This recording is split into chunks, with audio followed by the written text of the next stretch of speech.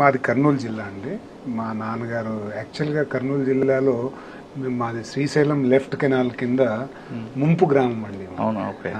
అందుకని ఆ ముంపు గ్రామంలో ఊరు వదిలేసిన తర్వాత బేసికల్గా మా కాస్ట్లో ప్రొఫెషన్ ఏంటంటే కల్లు గీత అండి.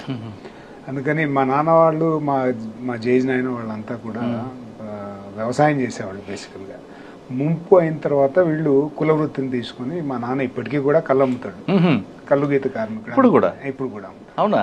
ఇప్పుడు కూడా సో అంటే ఆ వృత్తిని ఆయన గౌరవిస్తున్నారు అంతే ఇప్పటికీ ఆయన అదే అమ్ముతాడండి. అసలు ఆయన గౌరవిస్తున్నారు, మీరు కూడా చెప్పుకుంటున్నారు గర్వంగా. అది గర్వమే ఉంది, ఉన్న విషయం అది, తప్పేం కాదండి. అది కుల వృత్తి అంటే కల్లు గీత కార్మికుడు ఆయనేం పెద్దగా చదువుకోలేదు, మా అమ్మ కూడా పెద్దగా చదువుకోలేదు.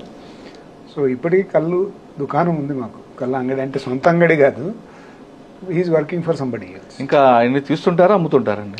అమ్ముతుంటారండి. తీస్తారు అమ్ముతారు కూడా. తీస్తారు అమ్ముతారు కూడా. తీస్తారు అమ్ముతారు కూడా.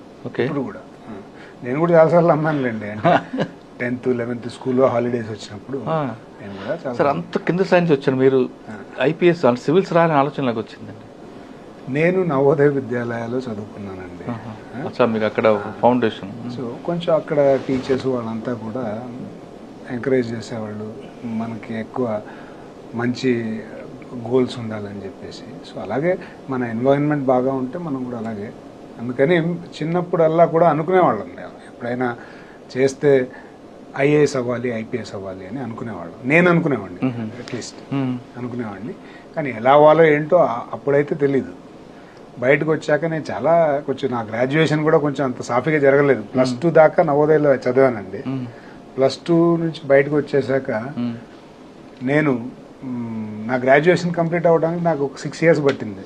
అంటే మధ్యలో 1 year థ్యాంక్స్ అండి, ఒక 1 year సొంతంగా నేను ఎంసెట్ ప్రిపేర్ అయ్యాను. బైపీసీ అండి. నేను డాక్టర్ అవ్వాలని, యాక్చువల్గా ఇనీషియల్ టార్గెట్ ఆబ్జెక్టివ్ ఏంటి, డాక్టర్ అవ్వాలని. చాలా ఎక్కువ అంబిషియస్గా ఉండేవాళ్ళం, డాక్టర్ అవ్వాలి అని చెప్పేసి. అది ఓన్గా ప్రిపేర్ అయ్యాము, రాసాము, అవ్వాల.